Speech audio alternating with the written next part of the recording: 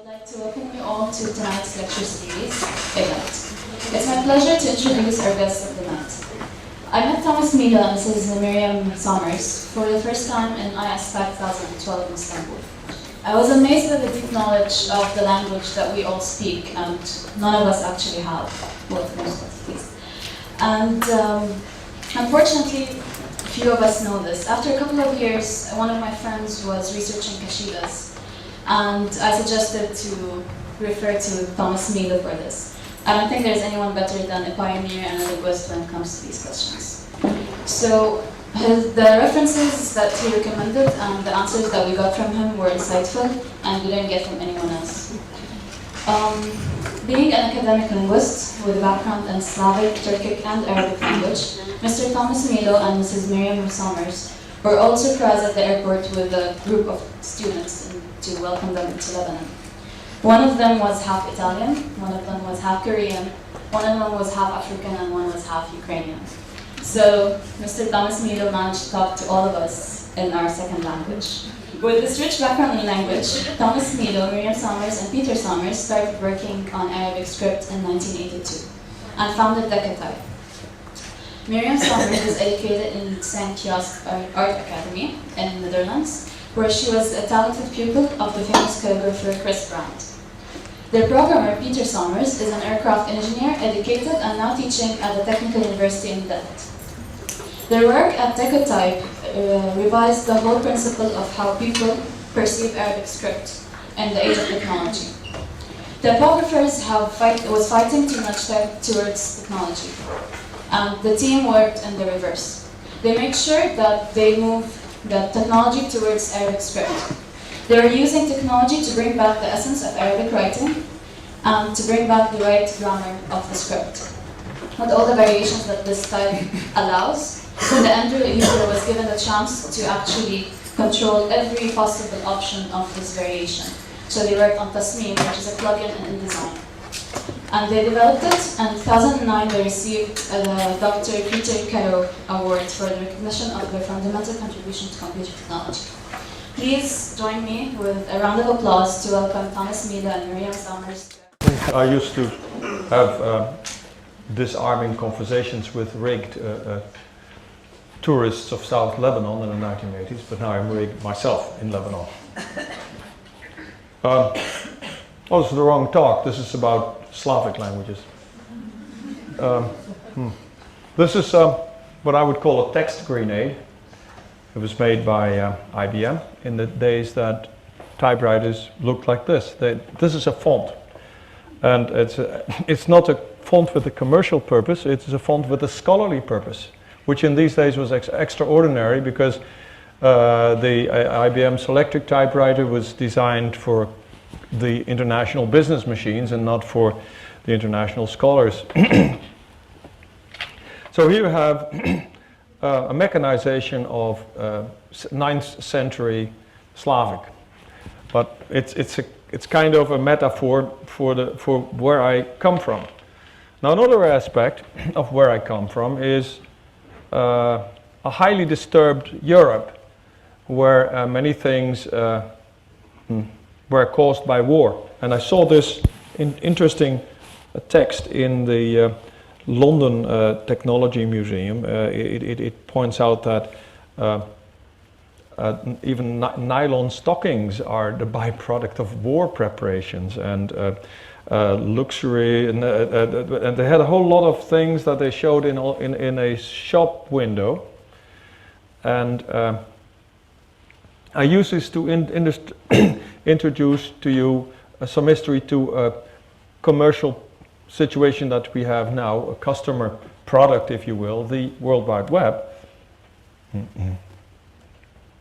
which we experience, in fact, whenever we make a long distance trip by air, by airlines. These airliners, part of what became the World Wide Web, were originally developed to organize massive flights of bombers into Germany and later into Japan. And only after the war they gradually turned into civilian airliners. And the airline system till today, when we landed in Beirut, the whole crew was Lebanese, the pilot was Lebanese, but before landing we heard in English, "Captain to crew, take your seats." And it would be the same when I land with KLM in Muscat, a totally Dutch crew, but suddenly the language changes to English. All the operational procedures in airlines are done in English,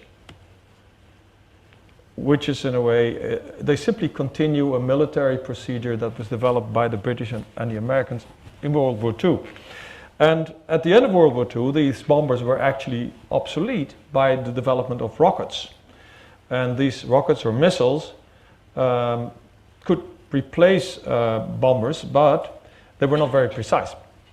They had a hitting chance of only 50%. And maybe some of you remember that in 1962, the Russians moved their own rockets all the way to Cuba in order to have any chance of hitting America. And the Americans got very upset about it. They intimidated the Russians, they withdrew. And on top of that, not long after that, President Kennedy announced that America would send a manned rocket to the moon, which created excitement, of course, but the real meaning was that if you can land a man on the moon, you have the precision to land a missile on every single cobblestone of the Red Square in Moscow, with a nuclear bomb on board, of course. And of course they got scared by the idea, so they realized that what we can do, the Russians can do too. And before long, they will be able to shoot a rocket to every corner of the Pentagon. And as you know from the Greek, that is 5 corners. So they could, with 5 rockets, they could wipe out the whole military brains of the United States. And so anticipating on this development, they ordered the development of a decentralized command and control system. And that is to evade nuclear attack, or at least to survive long enough to issue the command to shoot all the rockets back at the Russians. And the military, very apt abbreviation of this philosophy was called mutually assured destruction, abbreviated as MAD. Now this situation, you see here how a network on the left from a centralized network, which was the classical idea how to set up communications, develops into a decentralized one and gradually into a so-called distributed network. And that is essentially what the internet is. And in its original developments, it was a wartime command and control system that did not include the enemy. So it had Australia, Western Europe, the United States, but not the East Bloc or other suspected members of the world community. Now, only after the end of the Cold War in 1990, gradually the magnitude of this military network became visible for the general audience. And today we are, of course, living with it. But the interesting thing is, since it has the same origins as military, the same military origins as the procedures in air traffic, the original idea was that it should be all in English. So even if the internet were open to everybody, there were no provisions for any other language than English. And it was already an enormous step forward to agree on encoding English between various commercial parties. So originally, if you were, for instance, a customer of IBM or of Hewlett-Packard, you could afterwards no longer change provider because all your administration would be encoded in a customary system that would only be unlocked by IBM or by Hewlett-Packard or by Rank Xerox. And to solve that, they came with the idea of the American Standard Code for Information Interchange. I'm sure this is a well-known abbreviation, but it was originally not there. But to get the internet to work, they needed ASCII, they thought. And other languages were just problems. And so you are, with deep respect, yes. A problem. So against this is a very quick summary, and I'm sure I'm cutting corners, but it puts you in a picture of why we were able to do what we're doing today. So the size of the computers that I can put it here on this table is the result of a drive to reduce the size of a computer, to put it on the top of a rocket, because it had to be a navigational computer. This is why computers are so small. Originally, they were as big as this whole building. And the other thing is that because of the consequences of having such small and therefore precise navigational devices, you would have to rethink your whole evasion strategy, and that is why this thing is small and connected to an internet. So these are both two results that were never planned to be available for us, for creation, for civilization, for transmitting and unlocking knowledge, and to set up larger networks of friends. They were there to issue basically only one command: shoot the rockets, which would be the terminate all life on Earth, as you probably understand. Now, against this background, I was struck by the work of Pierre Mackay. I know some people have been guessing where I got my inspiration, and here it is. Pierre Mackay, he taught classical languages in Washington University in Seattle, Latin and Greek, and with his knowledge he realized that Arabic is also a classical language. It is actually a player in transmitting knowledge that we now acknowledge that is Greek knowledge, but it was passed on by the Arabic phase. So he introduced the idea of adding Arabic to the classical languages that he was teaching. And then he ran into the concrete wall of the technical impossibility to create decent typography. He had the idea of going to Istanbul and ask a calligrapher, because calligraphy is something that was and still is rather strong in Istanbul. Another character was Joseph Becker with Rank Xerox Corporation, who was facing or was actually reacting on behalf of his corporation to the fact that computer sales simply drop. If you have saturated the English-speaking market, the computer sales simply drop, because the Mongolians are not going to buy an English computer. And so are the Chinese, or those nations that simply do not deal with English are not interested in an English computer. So this drove the industry to reverse the thrust and start considering how to sell machines into a non-Anglo-Saxon world as easy and as fast as possible, and therefore he follows Western adaptations of Arabic. So the existing tradition that was established by companies like DecoType to design typefaces for a machine and to order engineers to engineer Arabic in such a way that it would be possible to run it on a machine that could actually only handle Latin, that procedure was followed by the mainstream industry because it was the cheapest way to get rid of the problem. Here they are, my heroes. So Joe Becker actually did something. So Pierre Mackay actually came with the fundamental idea to investigate Middle Eastern script traditions and see how you can reproduce them as effectively with the available and new technology, whereas Joe Becker came with the more technological concept that if you want to deal with more than one language, then American standard code for information interchange is not going to be sufficient. So Joe Becker became one of the founding fathers of the Unicode principle and what is now the Unicode Consortium. So Mackay creates and prints with the first stroke-based Arabic Naskh font in a HEL digiset. Forget the HEL bit, but it's digiset in Kiel in Germany. And Joe Becker lays the foundation for multilingual computing. That is to say that you can have a single text in a single code with many languages without any of these languages conflicting with the other languages. Now another bit of technology. The real guerrillas in the computer world were Apple. Computers were big machines for the government, for the army, and for the biggest commercial operations. And Steve Jobs managed to build a small-sized, affordable machine that was designed to grow over time into a very powerful machine as we know today. IBM, the guys of the big machines, tried to kill the whole object, the whole project, by drowning the market with cheap lookalikes that were far from capable of what the Apple was intended to do, and then also by publishing the programming, the operating system. And in fact, they made a small, they encouraged the machine to be cloned so that the whole drowning effect would be multiplied.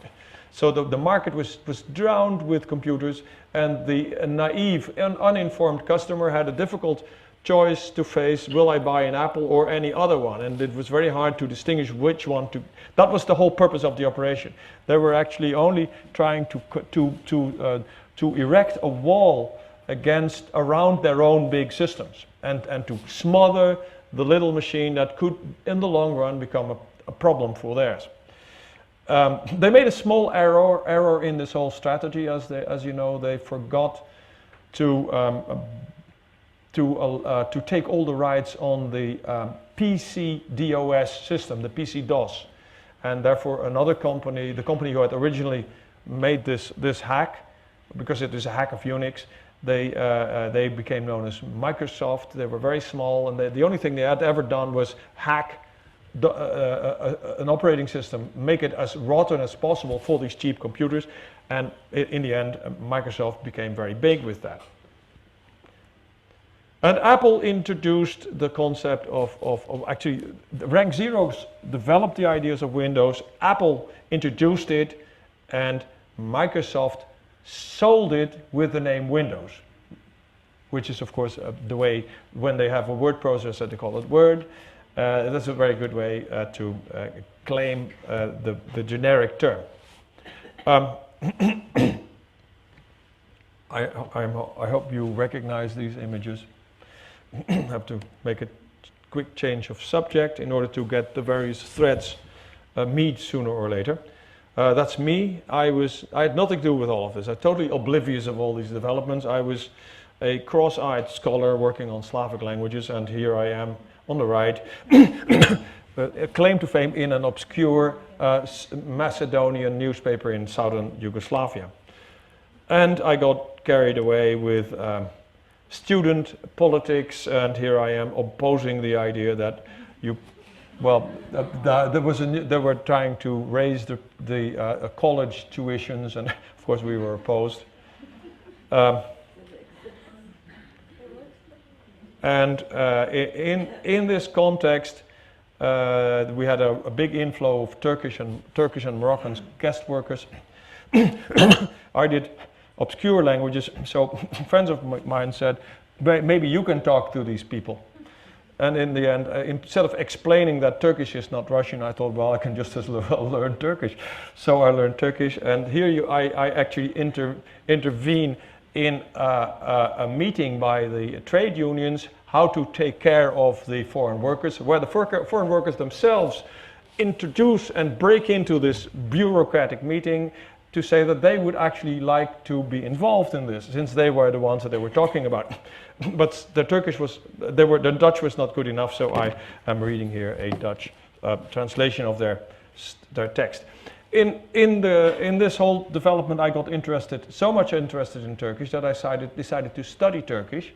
But Turkish was considered a part of the Islamic languages, so I had to study Arabic as a minor as well. And in that context, they also made us learn to write Arabic in an organic way. So we were not given printed books to copy, excuse me, but we got a book that described how Arab schools teach how to write the Roca script. And here you see some of my early exercises. I did that in a few months from scratch, because the description was so effective. And I've been handing out my own later version of this. For those who don't recognize what they're looking at, you see a very smart way of presenting the rules of Arabic. You see on page 1, you see on the right a column of base letters, and on the left you see a row of base letters. The column represents initial position, and the row represents final position. And where they meet, you see the chemistry at work, that I today call the, the fusing mechanism. And with this you had effectively a dictionary of Arabic script. You could look up a solution for a certain combination. Now if I go through the pages, each time you see in yellow in the column, you see an element moved down. Each time a different letter is in the middle, and that as a whole gives you up to 3 letters a good idea how this cursor script is constructed. And indeed, before long, the Moroccans asked me to use my new skills to produce their posters. So in a very short time, I became the preferred calligrapher for the Moroccans. And it's all rather crappy, but given the later developments, I think I have a pretty good hand compared with what people do today. But this was the minimum you had to do. So then I thought, well, since I'm not going to be the cross-eyed scholar that I had expected, I could just as well broaden my perspective, and I became a truck driver. I worked in the long-distance trucking industry, not very long, but long enough to spend time in a Dutch company that drove all the way to Karachi as a station manager in Dammam in Saudi Arabia with Turkish drivers. So I was living between Turkish and Arabic, basically. And that is a way of forcing immersing yourself in language. And you see that I actually love to drive these beasts. This is an image that I took of myself, a selfie. right after I emerged from the holy town of Mecca al-Mukarramah, because my Turkish colleague had totally forgotten about the fact that non-Muslims cannot drive into Mecca.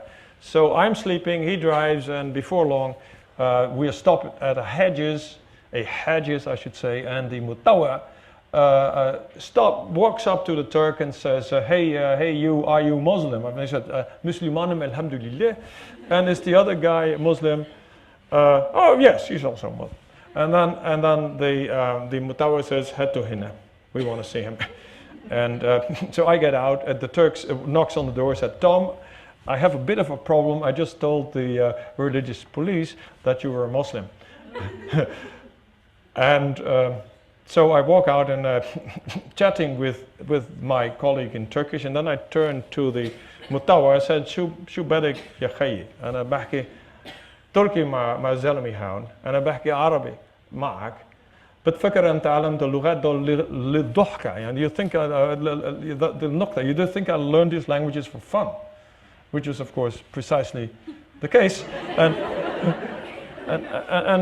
so the Mutawa is of course totally, this is beyond their comprehension. So they said, Ruh. So I entered the holy town on the assumption that I'd learned. Well, afterwards I realized the beard must have helped as well. And then the Dutch government decided to contribute peacekeepers to Lebanon in 1979. You know, the famous incursion to the Latine River. The French troops moved in, the Iranian troops moved in. The Iranians were pulled out by the revolution in Iran, and the French, they sent naval commandos, marine commandos, to make short work of the PLO that had moved into the area that was on the map supposed to be patrolled by the UN. And they were of course very good at that, but what they overlooked was that the UN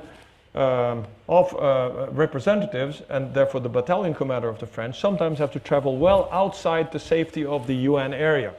He was ambushed there, all his guards were killed, and he came away with one eye, and one missing of course. And as a result, the French pulled out, and the Netherlands had been knocking on the door of the UN since 1950 to be part of something important for the UN. But they were always mocked away because we had the biggest war against a Muslim nation in the history of mankind. We had the one in Indonesia for 5 years, and no Middle Eastern state wanted any Dutch troops. But the problem was there were no when the French pull out, nobody goes in. So eventually we got the worst part of that zone. And the good thing, as far as I'm concerned, is that they realized that you can only do that with Arabic speakers. So there was a small group of students who volunteered and took tours to serve in the battalion staff, and that was a way of being immersed in Lebanon. And this gradually brings me to the point. One of my tasks was the liaison with the Lebanese army, and I still have a dear friend from that period, now Brigadier General Fawzi Abu Farhat of the Lebanese Air Force. Hopefully he's here, but otherwise we'll see him soon. He was the liaison officer between the Lebanese government and the United Nations, and we became good friends. And his vehicle here with the typical writing, a typical image of Lebanon of these days, Al-Irtibat, Al-Jaysh Al-Lubnani, in fact, Bain al-Jaysh Al-Lubnani, you get a dash and it says Al-Quwat Al-Duwaliyya. And LO stands for liaison officer, which is then, of course, in military lingo, abbreviated to Lima Oscar, which is not really an abbreviation. And just for your amusement, many years later, I finally managed to deal with this, and here you see the same text in a computerized Roca script that improves this military plate. And here's the Irtibat. You see, I really have been looking at how do they do it, what are they doing it, and how can we reproduce this? And here you see in naughty pink what I think is, well, you can read it. In fact, I was asked to write a manual of Arabic for a guide to the language of the South, Lahjat al-Junub, for the Junud. And so it has something about Arabic letters, Arabic personal names. Very useful, because even if you don't want to learn the language, you can change the names of Lebanese. They have Arab names, and it gives you a bridgehead into understanding the structure of Arabic. You have Arabic place names, and then you have meetings, ontmoetingen.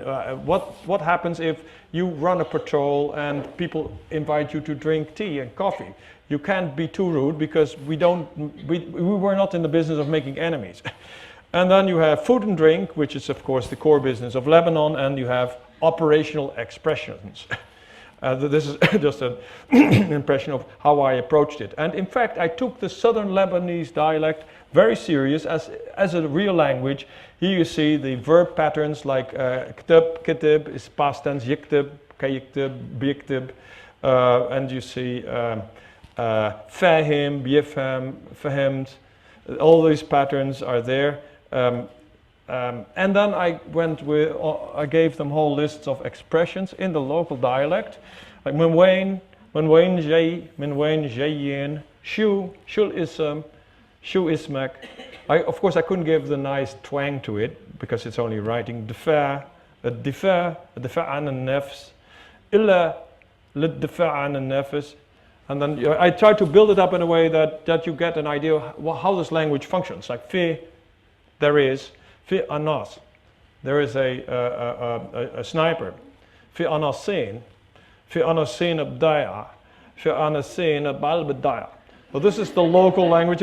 So we stop people on a roadblock, they get angry. Why do you stop us? We want to be able to move in our own country. So I gave them the tools to explain, I think you better wait a bit. Fi anasin abal bidaya. There's a shootout down the street. But I wanted to look like this. And the problem was that even with the budget from the government, I was not able to get any further than this. So eventually the book was printed with this kind of stuff, which now looks normal to you, but at the time it was very different of everything that I saw in the area.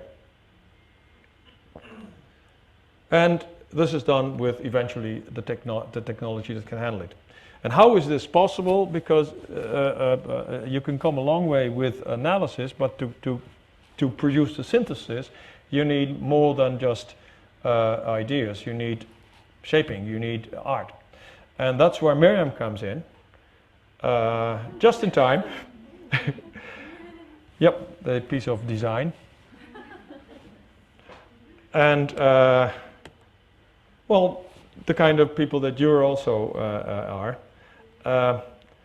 I was fascinated by these images. These are all constructions of letters, if you haven't noticed it. That's a sort of... I was not interested in these, I wanted normal text, but I think they're very well done. They show, and where our brains merge, where they came together. Miriam is also a carpenter. What we did is, I'm just a boy. I drive trucks, I like guns, and I like traveling, and I like Lego. So to me, Arabic is basically just another case of Lego, and that's what we tried, how we tried to approach it. So we there was a small problem. Lego has straight lines. If you clip Lego together, everything is square, and that's boring. So I, with transparent sheets, I experimented as long as I could to find the ideal curve to improve the kerning, the positioning of the pen strokes into each other's areas, and that is. And then you notice the strange internal construction. That is there to force or block the correct way of combining. So whenever you try to combine a final form to an initial form, the stubs block it. And in a way, we built smartness in a wooden Lego block style Arabic font. And then it took a bit of aircraft engineering to turn the whole thing into a real smart font. But you see here some images, and so the business was, how can we turn these stubs into the 0 1s that you need in computer technology. But in the meantime, after my return from Lebanon, I was discovered as someone who could produce Arabic texts for the government. So in these days they try to approach the the Moroccan immigrants in their own language, and they quickly discovered that Moroccans were not effective as typesetters. And I just put one of these text grenades, these fonts, these balls on a Dutch machine, but an Arabic one, and then I backtracked complete texts. So where you normally have one keystroke for each letter, I had one keystroke for the letter, one keystroke to move back to where I started, and another one to move to the left of it. So you got a pam, pa-pam, pam, pa-pam, pam, pa-pam way of producing Arabic texts, which were absolutely black, and typographers love black, whereas they don't look at shape. The typographers, they want black text, and they were very happy that I had the blackest text because I had these carbon ribbons. And on top of that, we clipped together headlines with this wooden system, and then put them on a scanner, and since everything then was cut and paste together on a pasteboard, we could actually use them as headlines. But it looks good as a toy, but we didn't really like the graphics. We still had to learn. Certainly as you compare it with what we managed to do later, the shapes were still a bit childish. And then we came with another aspect of the problem. Miriam, in her education, was challenged to look into Chinese. And she combined Chinese with carpeting. So she produced a wooden Chinese character that could be taken apart. And here is a decomposed wooden Chinese character. And when I saw that, it set my mind spinning.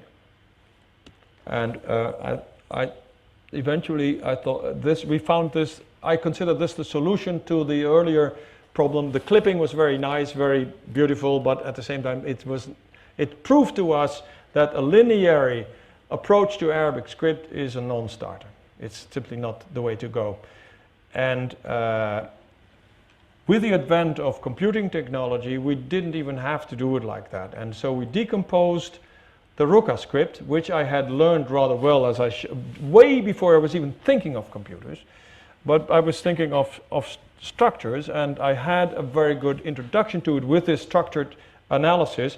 And I simply exploited that to create a small set, together with Miriam, a small set of shapes to upgrade a typewriter. I was thinking of this kind of typewriter. I had moved to the Oriental department, and there they had, I don't know if you know these machines, but they're fantastic. You can see films on them on YouTube, the IBM Selectric typewriter. You can see them operate in all angles. It's very interesting to see. The Institute had a strange variant where they had actually changed the glyphs. So they had removed, like a dentistry operation, they had removed some of the glyphs, and then they had replaced them with other glyphs. Typically, Orientalist transcriptions require a dot below the letter to express tafkhim. So a sin is written with a normal S, a sad is written with S and dot below. And they had an overstriking letter sacrificed and replaced with a dot. The problem was that one of these elements here had broken off. These are essential for the machine to work, otherwise it just jumps in strange positions and you no longer get good text. So I found this in the dustbin of the office of the in the secretariat of the Institute. And when the secretary went to the toilet, I went for the dustbin and took it out, and then I went to a Turkish friend who worked in the factory and who helped me to another trashed one. I kept breaking off these teeth as long as possible until I had a good match that I could glue with super glue, and hey presto, I had a 3,000 or 2,000 guilders worth, or dollars today worth, font for this machine, and I could do my own homework with very precise Orientalist transcriptions. On top of that, I figured out which company was able to make these changes. And then with this knowledge, we decided to approach the company and do a similar operation on a slightly different type of typewriter to create a one-letter font on a so-called daisy wheel. So you have these spherical type units, and you have also simply a circular one. They do basically the same. We took away a couple of the ready-made Arabic glyphs and replaced it with elements that you need to create a meme. And that takes a computer technology, and Miriam's brother is an aircraft engineer. He worked on the development of Fokker airplanes, actually on the research and development of non-destructive testing of the fuselage, for instance, so that without taking an aircraft out of operation, they could inspect the whole surface of the aircraft to find possible cracks. And this technology we could use in the spare hours to do things like scanning shapes. So we were in the 1980s able to access and get the support of technology that you today take for granted, but that nobody had available. And we had a robust industry size engineer on our side, who today works on with the same principle to find the beginnings of cancer in people on skin. Now this is a printout of our first one-letter font, and we were dancing around our machine. We thought we have now made a breakthrough because we're no longer linear. We did this on a Brother electronic typewriter that could be controlled by an early Z80 personal computer, before the Apple even. And this is another software project, and I'm bringing this in to give you an idea of how much time it takes. This is the earliest Mac. It has already some Arabic attempts on it. So Arabic on the Mac before Apple even thought of doing it. And the project took some more time. Here you see the latest versions of both projects. But in the meantime, we managed to move on. The price of the laser printer went down from $100,000 to $10,000, and Hewlett-Packard had a policy of encouraging development, so we could get all the support we needed. We could borrow these machines, and we quickly digitized the metal elements and the whole set, and not just for one character. The whole set, by the way, was only 70 elements for Rocca, because the wheel had no more than 100 positions, and 30 were reserved for numbers and punctuation. So with 30 elements, with 30 shapes, we were able to produce this quality Rocca. And we claim that this is the first ever smart font technology, and it was seen by Microsoft in 1988 and 89 in a conference on computer technology in Cambridge in the United Kingdom. And from there we were in conversation with them all the time, and they have actually borrowed many ideas but never really had the guts to move forward and simply adopt it in its original form. But anyway, with the meme we were able to bring the movement back into Arabic script. And to show that, we made this reproduction of an original display sheet of the Roca script done by Izzet Effendi. And ours in close-up is not really very good, but it's a lot better than anything that was available in those days. And it was licensed by Microsoft as, over the years, they first considered it too advanced for their approach to Windows, and over the years they licensed it as an Olé server. That's a special way of adding functionality that is too big for Microsoft themselves.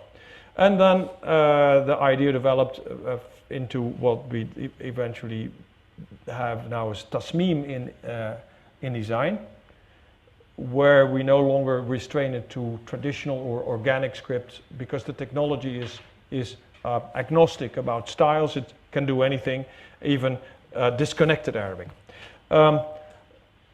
So for those who haven't seen or heard about it, Tasmim is a plugin for InDesign where the identity of the characters is stable, which is expressed with the Google colors, and at the same time the gold outline expresses the integration into a complete fusion, and the variations show what happens if you stretch a letter or if you change the form of a letter. You can get all kinds of, within a style, within one typeface, you can get many different variations, and in fact you can get so many that sometimes we get a problem to invent. We have the challenge to invent an interface that makes these shapes available in a way that the user can still manage them. So what I experienced, this is by the way a typewriter that I bought in Beirut, and it sells itself as Continental with an attempt to write organically, and if you use it you get this.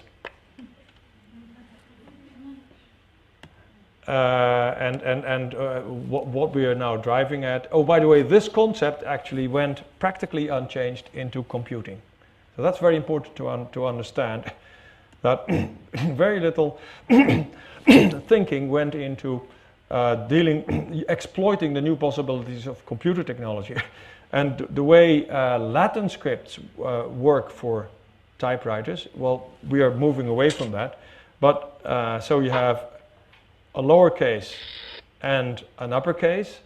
With that mechanism, they created an initial form or final form and an initial form. You flip and that's all you get. And of course, that is not really the way to deal with Arabic. It's a bit odd.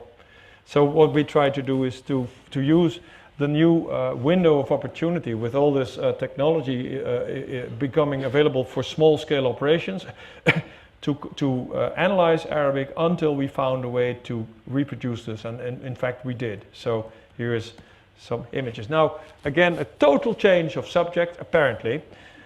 I hope I will have enough time for this, and otherwise I'll just be killed after an hour. I was told I'd be blown up, I'm completely rigged. But this is an interesting image of that should interest designers. This is an 18th century scene where two battleships are exchanging artillery fire. That's the dust. And they identify each other with a flag. And the French are quite clearly identified by a bluish flag with very elegant gold broidery on it, which of course is completely invisible from a distance. The Dutch have a different approach. They want to be seen, they want to make sure that the right ships are being shot at. So they have three simple stripes. Guess what happened after the fight? The French adopted the idea and just rotated the colors. So here you see the latest in fleet building, a military manual in Russian. Tsar Peter the Great comes to Amsterdam. He wants that kind of technology, including the supporting technology, which is typography. Why? Because if you put 50 ships on the sea, they're just 50 ships. If you give them communication technology, they become a fleet. And how do you do that with flags? Signali or seinen, signals, signs. So the first thing they do, they use the typography to translate from Dutch into Russian, and this is one of the earliest prints, instructions how to deal with a fleet. And so coming back to this idea, the British quickly also took up a technical signal that they would not shoot at each other. And this is much later in the Second World War, taken from a scarf that pilots wore around their necks. And the scarf was also used as a pamphlet in case the pilot had to jump.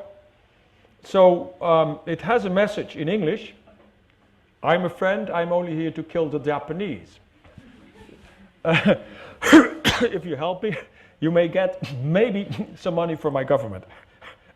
In all the languages and scripts of Southeast Asia, the Dutch pilots, the British pilots had these in World War II. And this is the Java, the main island of Indonesia. It was done in the script that would make sure that whenever they hit the ground, they would immediately be able to read this message. So there's no nonsense here. It is a military text in Javanese. And interestingly, if I superimpose the reconstruction of Ottoman Nasr over this, you see the same constructions everywhere. So it's a different typeface, but essentially the organism is the same. If I superimpose a modern font, it's totally different. And so this is the 1940s. And now in the same 1940s, our Dutch scholars in Leiden were apparently unaware of the graphic tradition of the area that they had been dominating for 3.5 centuries, and instead they were teaching each other the Arabic script on the basis of European typography that hadn't changed since the 16th century. And although these are not Arabic images, you can see that these are atrocities. And in fact, this is the name of my lecture, Arabic Illegibly Elegant.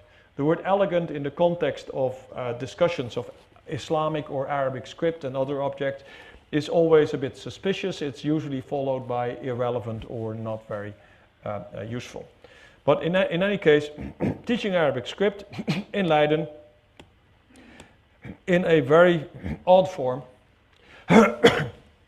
which is totally disconnected with the reality of Islamic scripts in the Middle East. So het Maleis-Arabisch letterschrift, the Malayan Arabic letter script, rules and examples in 1950. Second print, so the first print was actually a contemporary of that scarf. And here you see Brill, famous Dutch publishers. They use these fonts all the time. And if you go back into time, here's a nice example. This is a thing done in Germany. A word like that, a punchi, doesn't matter. In no position you could elongate this word. There's no position where you could put a valid elongation. So if you, from the organic script, they had changed it into something like this that could spread over a full column. And that is in the 19th century. This is very early 16th century printing. It hasn't really changed. So in all these days, the second edition of the famous Encyclopedia of Islam in the 1960s still used this typeface. And why would they change? Because the scholars who would be the primary sources of information of this script, they did not have a clue. This is a scholar who writes the Quran. And I'm sure I don't, I'm warning myself, but I'm getting there. So the scholars had no idea that this is totally disconnected with Arabic. This is Anton Spitaler, who makes notes in an old grammar to get it reprinted, and his Arabic is of the same quality. I'm noting some specific forms, like the inverted Z, where you would have a gem-like shape, doesn't occur in any Islamic tradition. Or the inverted V-like shape that you find here is also not part of organic Arabic script, certainly not in that position. And what I saw, and this is one of the examples of the famous Scaliger. He was a French scholar who founded the tradition of Oriental studies in the Netherlands. His Arabic is like the typography that you see. You can see where they got it. But do you see the Syriac that he writes?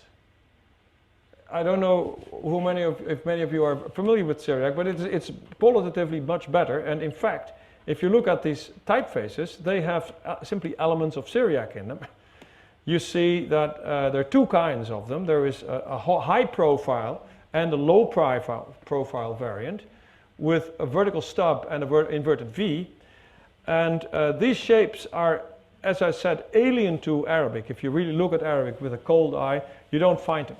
But where do you find them? In the Middle East, in another community. And the thing is, you have to realize typography is not just information technology, it's also a weapon. And we're back almost where I started. Typography was used to bombard the Middle East with the Western Christian ideas. And of course, no Muslim would travel to the propaganda press in Rome to tell them how to improve their graphics, so they would be easier, the message would go down better. In fact, these were either, there were Christians from the Middle East, from Syria and from Lebanon, who helped Europeans to get these shapes. And as a result, this from a distance looks a bit like modern computer typography. And you see all these shapes are here. The hook is a nun and the inverted V is a yod. And so you have basically two types of Arabic typography. Here you see the letter nun in a type case. And here you see the letter yod in a type case. The model for the two variants. And you see them side by side. And what apparently happened is that in the European context, they thought it's efficient to use these clean shapes and use them as carriers for anything that needs dots. And it produced two types, as I say, the high profile and the low profile type. But they overlooked a small glitch. In no natural language, there will be many nuns or many yods in a single word. It's impossible. So the Syriac script has no need to anticipate on a sequence of 4, 5, 6 repetitions. But if you reassign the task of this shape in Arabic to carry any of 7 different letters, then it's very easy to think of a word that contains an element of them. And therefore, Arabic from the beginning, let me back up, had a mechanism to make sure that your eye can scan this repetition of these hooks. And that was engineered out of it by the Europeans. They never knew it. And this is an example of the earliest typesetting in Fano. The Europeans never had this information. Now I'm back at the naval story, because what you hear now is that the Muslims and Arabs were too stupid, too lazy, too indolent, or too incompetent, or too arrogant to understand how important our typographical invention was for them. And I'm going to debunk this idea in a few simple steps. Here you see another case of 17th century, 18th century Dutch naval domination. Here is a windrose you see in Greek, in Latin, then you see in Italian, in Spanish, in French, and in Dutch the word east. So let me back off again. This is the windrose. I've rotated it so that it would match this image. This is a Russian windrose, and for those of us who do read Russian, this is Ob'yavlenie Tsvetov, explanation of the colors. And the explanation is in clear Russian. Do you know Russian? I know, yes. So, well, you don't need to know Russian, you only need to know Russian letters, because this ain't no Russian, it's Dutch. It says, it gives in the Dutch technical terminology for every wind direction. And you know what? The Ottomans, they also followed Dutch naval procedures. It is similar to an Arabic crew landing in Beirut saying, "Captain to crew, take your seats." They spoke Dutch. They wrote Dutch with Arabic letters. So you see Oost en Oosten, Oost en Noorden, Oost and Oost en Zuiden with Arabic letters. The significance of this is that the Arabs, the Turks, they were not arrogant at all. If it worked for them, they would take it. Bait and hook. So the whole thing, including the Dutch language elements, were going into the Ottoman naval procedures. So here you have a Russian and an Ottoman example of a windrose, both in Dutch and adapted only in script but not in language.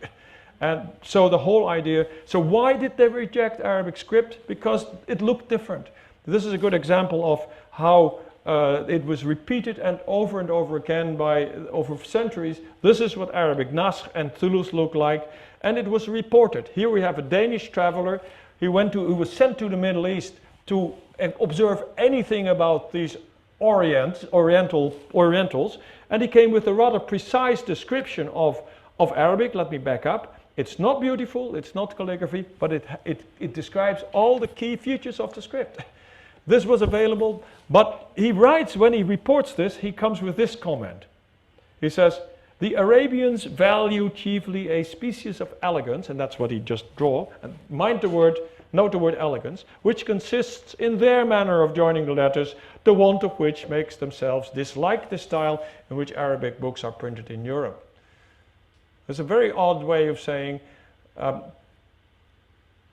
they can't read the European typography. They can't read it. It also reminded me of Dutch tourists. Every nation is arrogant, and we as Dutch beat everybody. So we travel as tourists to France with a handful of French, and we try to speak to them in slow motion, and then the French turn to each other, and then the Dutch turn to each other, saying, when these French speak among each other, you can't understand them. They don't speak language. So when Arabs write letters to each other, they are illegible. And of course Arabs and Turks were aware of printing, and there are comments on imperfect liaison, and to this day scholars think that it has to do with gaps between the metal letters, but a liaison is of course the way how the whole construction comes together. And they simply reject illegible typography. Another thing is, when permission is granted, there are always sneers about it, like they don't even want to print their own Quran in it. But who wants to print the Quran? There are plenty of scribes. They want to print information. So you see that whenever they start printing, and by the way, this is reported by someone who bridges between civilizations, a Turk in Bulgaria. So he reads the sources and also follows the procedures that he publishes about it. He opens up materials to scholars. How was this typography in the Middle East developed? Formal permission was granted only for printing dictionaries and books in such fields as medicine, astronomy, geography, and history. Totally irrelevant fields for people who are pushing forward with knowledge. And of course, the first thing they print is a description of South America. and then in the same period that these things appear, this is what happened in Europe. Now, I took an exceptionally clumsy example, but structurally it never changed. So European typography straightened out the shapes, but never deepened its understanding of the structures. But in the time that this was made, in the very time, this comment was made by a famous European scholar.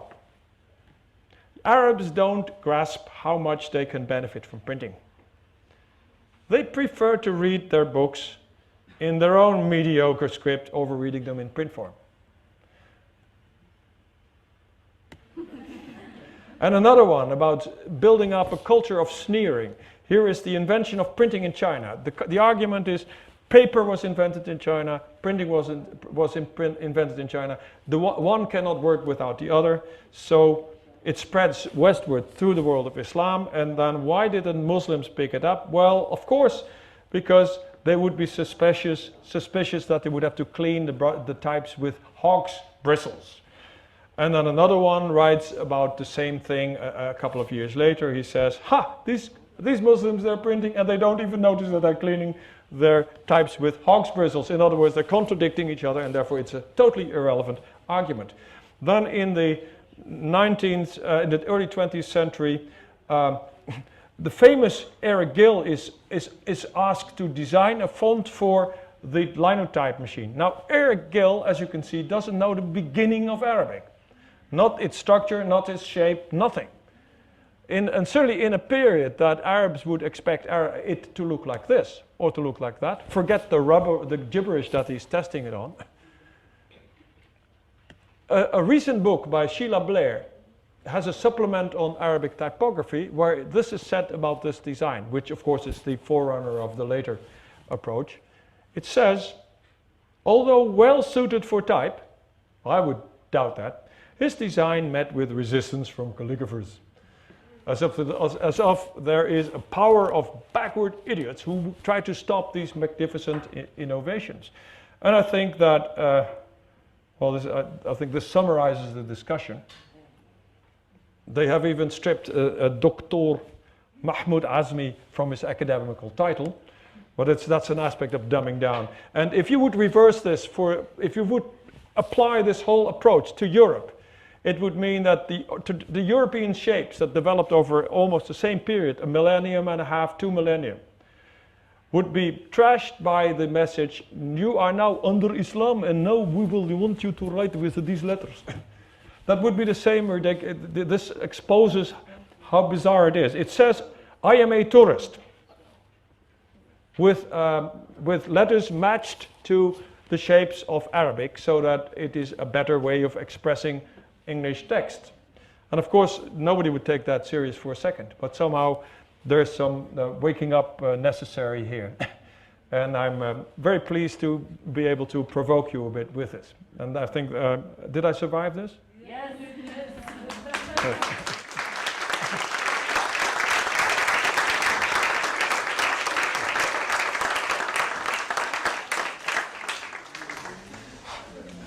No questions? Okay, thanks. But it's open for questions.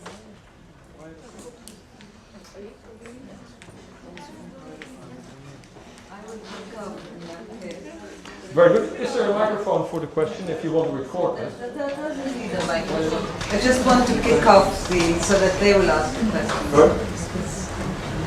You are here for the students to benefit, but because I'm fascinated, because in the 80s in London, there was a group of Iraqis, I'm sure you're aware of them, who worked with Apple, Oh yes, Macintosh, I know very well. Yes. Diwan.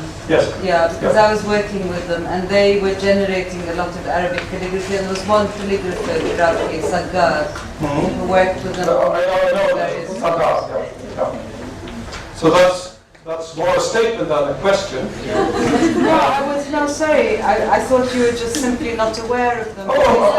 They had developed a program. Adil Alawi, who is the president, yes, of course I'm aware of them. We're in contact with them. And we take a different approach. But yes, I'm very well aware of them. It would have been nice to mention it, considering that there was a movement in the 80s. But they were not going anywhere into the direction of inventing technology to change the thrust. They went with the thrust, with the flow. And they provided for instance, the Apple Giza typeface, which is the most, like the Microsoft so-called Times New Roman, the Apple has the Giza typeface. These are, yes. But anyway, if you have an Apple and you do Arabic, the first thing you get is the Apple Giza Pro typeface, and that's not an innovation. Do you have any way of showing us a little bit more about Tasmin? Yes, yes. I was afraid of that, so... This is what they... Yes. Just this one. I was playing with...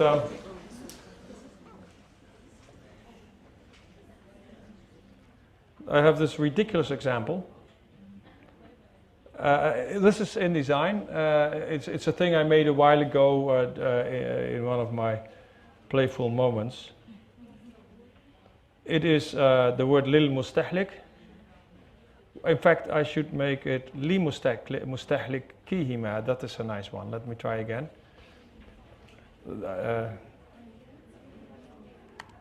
Oh, I can't type Arabic here. Oh, I have it. I have here. I have here a nice one. Yeah, this is various versions. If I take this word,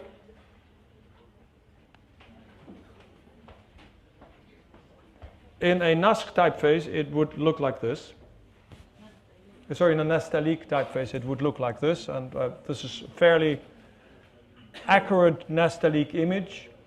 It has the morphology of the Pakistani version. So it's not a Persian Nastaliq, but a Pakistani Nastaliq. Now, if you look at Nastaliqs, you can see that there are letters that can change. The ha can change. So I'm now already listing what could happen instead of the base form. you can elongate. In fact, if I take this word and bring up the possibilities in a systematic way, you have here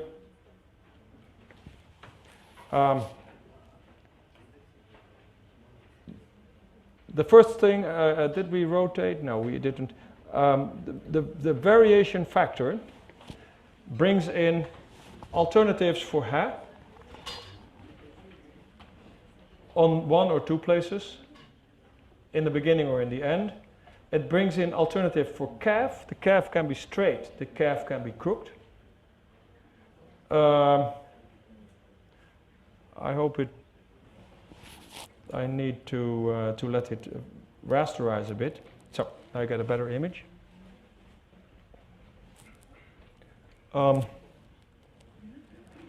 We developed an interface for this phenomenon. Actually, we tried to map the behavior of Arabic scripts. So we have here, and make it available. So we have here Ruka. The Ruka script has also two ways of rendering ha.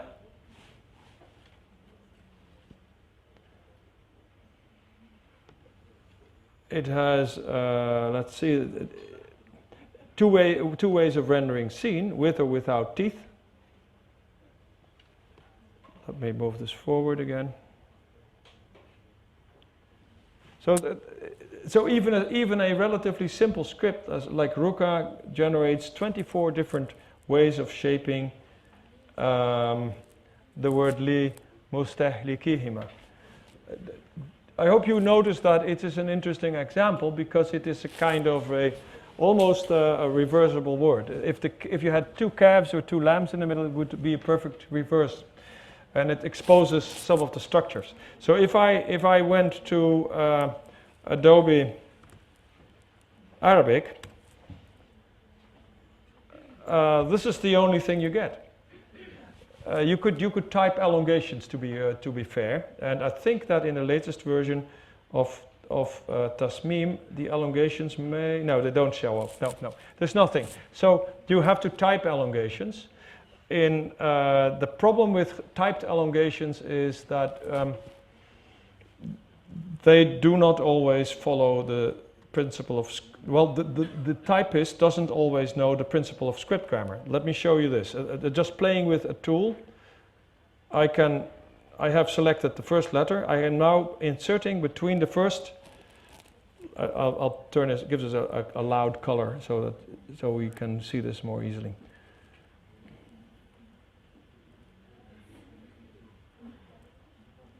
Okay, I'm inserting a kashida here. I'm inserting a kashida between every two letters. And you see, every one of them reacts. If I turn this into a font that works with the DecoType principle, and let me first go to the one, with a little luck I have the Nassim done by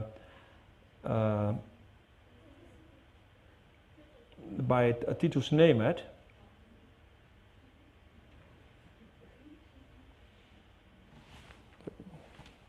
Here we go, I'm almost there.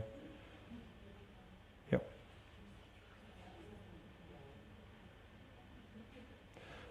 Probably have to reduce the size until it shows up again.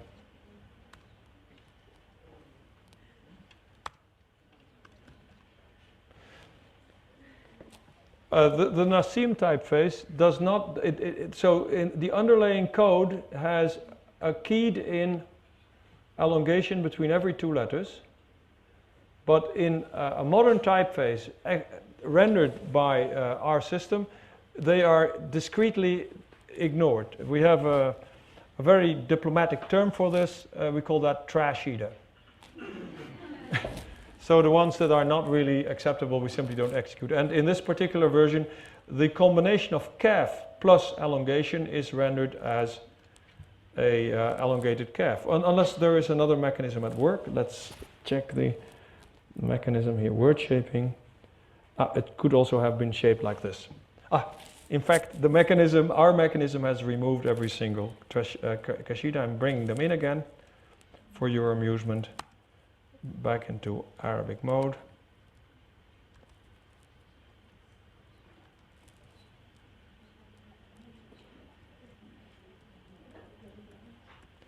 So in fact we allow the font that Titus Nemet made, we allow to behave the way he designed it. If we apply this to our own Naskh, which is quite, the new selection mechanism throws me back to here. Okay, this is the Naskh that we made. It does not insert the inserted logical Kashida is only executed in those places where it is possible. Lam mim cannot be stretched, so it's ignored. Then before kaf you cannot put a Kashida. Well, let's rephrase that. You can do it, but it's not done. We're talking about something that like language. You cannot regulate language by law, and therefore grammar is not a legislation system, it's a description system. And if you look at all the manuscripts, and even if you cannot even quite well ask a calligrapher, because a calligrapher is not trained to answer these questions. It's like asking a speaker of Arabic the precise detail of a verb paradigm.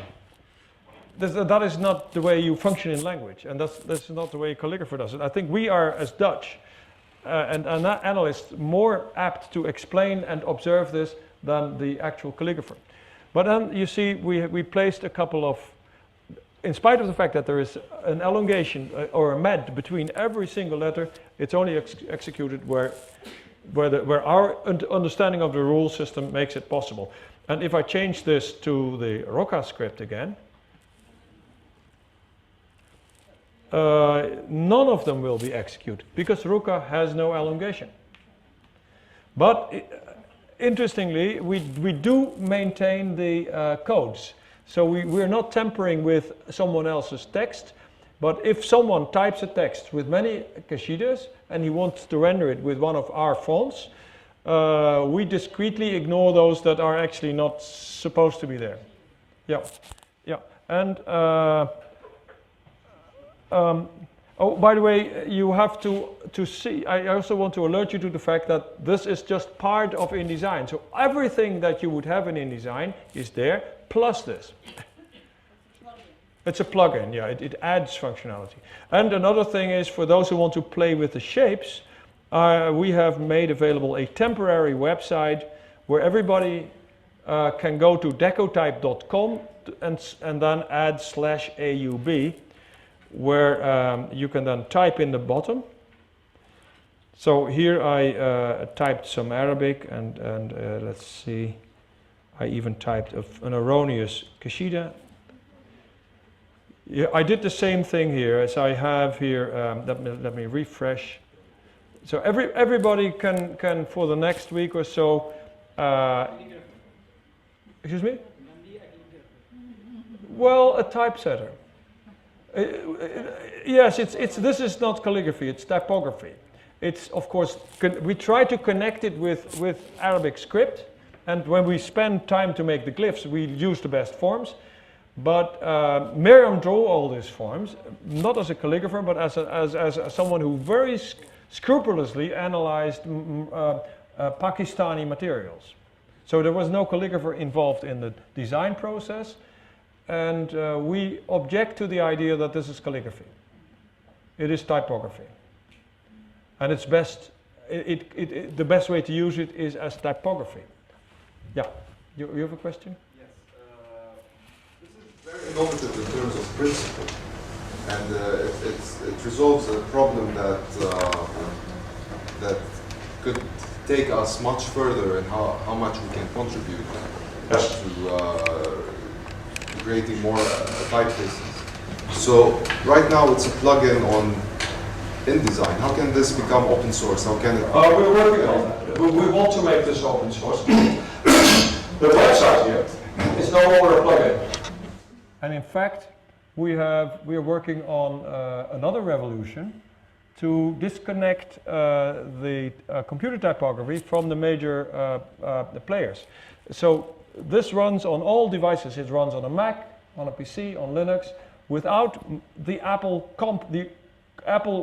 Incorporated being able to stop this.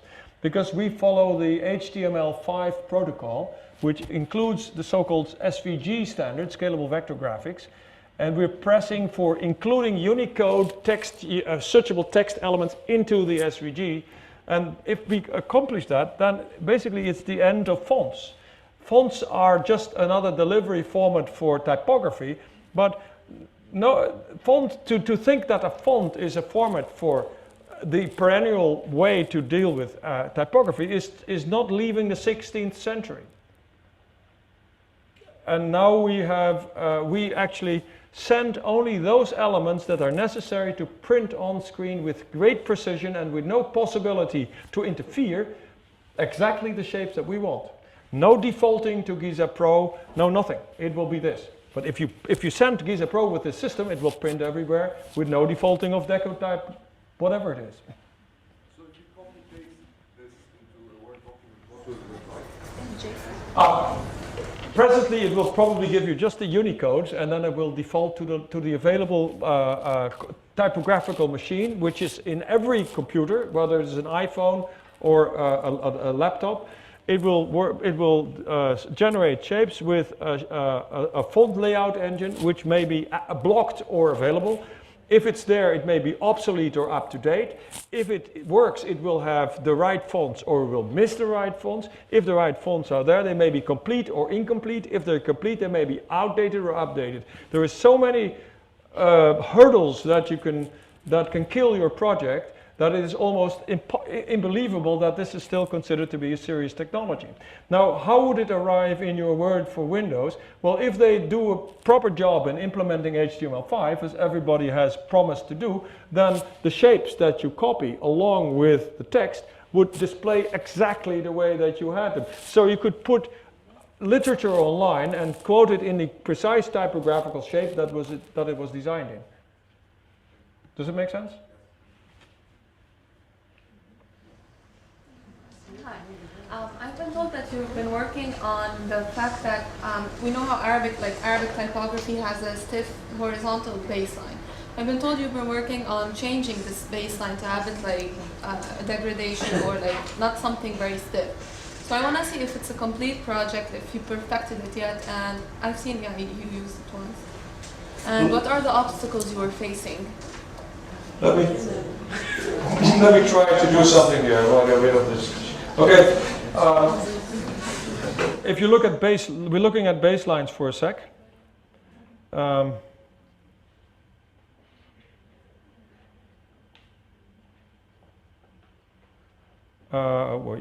want to bring in the